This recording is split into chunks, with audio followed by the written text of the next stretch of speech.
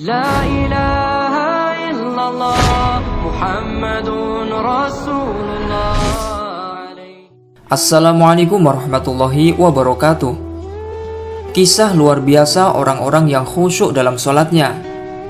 Dalam kitab Mukasyafatul Qulub bab fi itmami sholati bil khudu'i wal khusyuk dikisahkan, dahulu ada seorang ahli ibadah yang zuhud bernama Amr bin Dzar.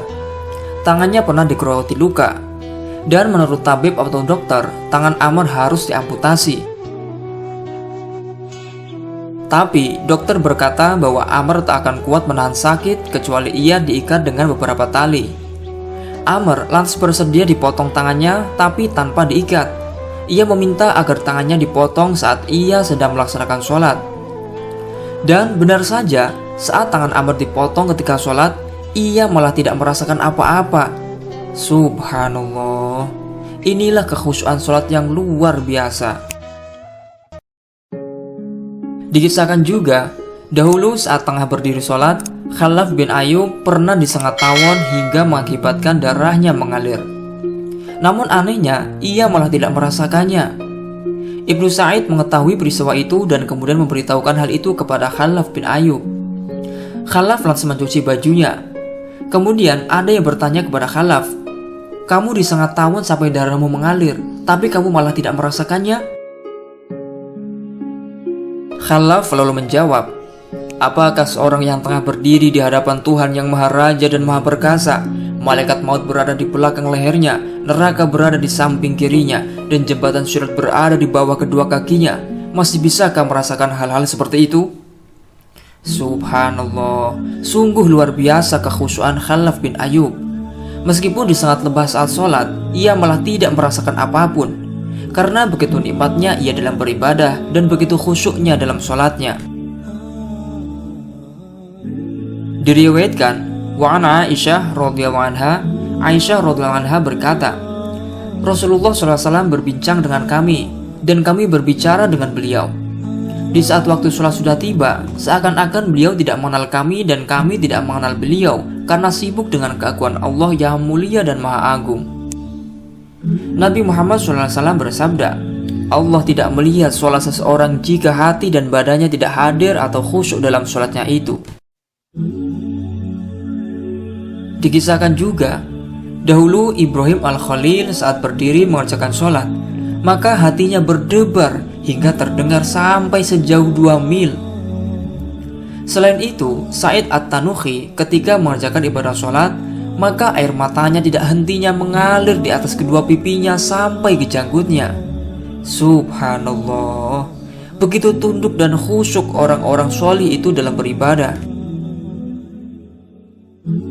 Diriwayatkan, ketika tibanya waktu sholat, maka tubuh Khalifah Ali karramallahu wajhah bergetar dan pucat wajahnya.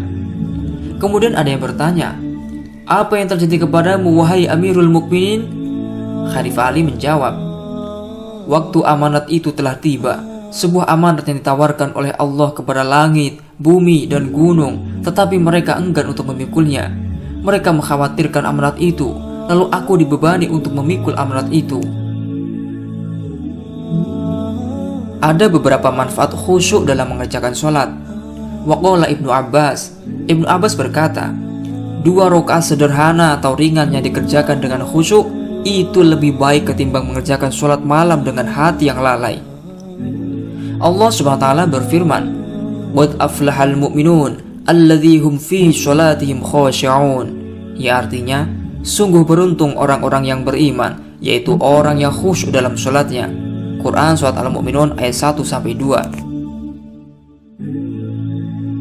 Di antara para ulama, ada yang menjadikan khusyuk sebagai bagian dari perbuatan hati seperti halnya khawatir dan takut. Namun, ada pula ulama yang menjadikan khusyuk sebagai perbuatan anggota badan seperti diam, tak menoleh, dan tak melakukan perbuatan sia-sia. Para ulama juga berbeda pendapat tentang apakah khusyuk bagian dari kewajiban sholat ataukah hanya keutamaan atau kesempurnaan sholat. Dalam permasalahan ini, terdapat 2 argumen di antara para ulama. Ulama-ulama yang berargumen bahwa khusyuk merupakan bagian dari kewajiban sholat, mereka berlandaskan dalil hadis, seorang hamba tak memperoleh apa-apa dari sholatnya kecuali apa yang dia mengerti.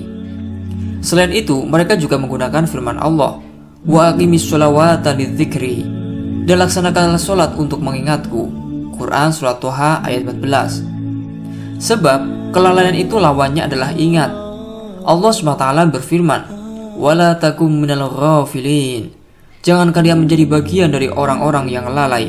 Quran Surat Al-A'raf ayat 205. Al-Baihaqi meriwayatkan, Muhammad bin Sirin berkata, "Aku diberitahu bahwa saat melaksanakan sholat, Rasulullah memandang ke atas. Kemudian ayat itu turun." Abdul Razak menambahkan, kemudian beliau diperintahkan untuk khusyuk sehingga memandang ke tempat sujud.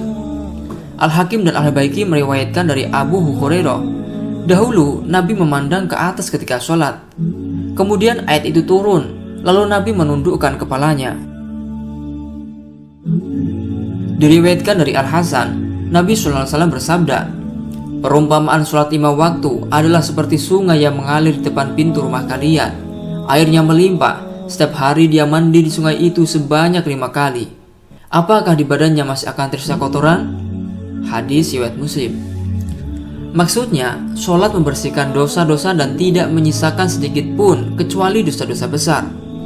Ketentuan ini berlaku apabila ia melaksanakan sholat dengan khusyuk dan hati yang hadir. Jika tidak, maka sholatnya ditolak. Nabi Muhammad SAW bersabda, "Sesungguhnya diwajibkannya sholat, diperintahkannya haji, tawaf, dan disyiarkannya manasik adalah untuk menegakkan zikir kepada Allah. Jika hati kita tidak mengingat Allah yang dimaksudkan itu, tidak mengagungkannya, dan tidak merasa takut kepadanya, lantas apa manfaat zikir kita?" Nabi SAW bersabda, "Barang siapa yang sholatnya tidak mencegahnya dari kekejian dan kemungkaran, maka dengan sholatnya dia akan semakin jauh dari Allah." Hadis riwayat At-Tabrani. Diriwayatkan dari Al-Hasan, Nabi bersabda, "Maukah kalian jika aku akan kabarkan kepada kalian tentang orang yang paling buruk curiannya atau pencuri yang paling buruk?" Mereka menjawab, "Siapakah ia, wahai Rasulullah?" Nabi menjawab, "Yaitu orang yang mencuri-curi sesuatu dari sholatnya."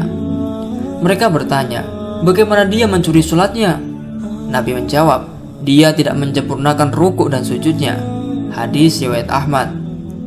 Nah, semoga kisah dalam video ini dapat memotivasi kita agar senantiasa bisa menyempurnakan sholat dengan tunduk dan khusyuk. Amin. Wallahu a'lamu bishawab. La ilaha illallah Muhammadun Rasulullah alaihi salatullah wa alihi wal ahibba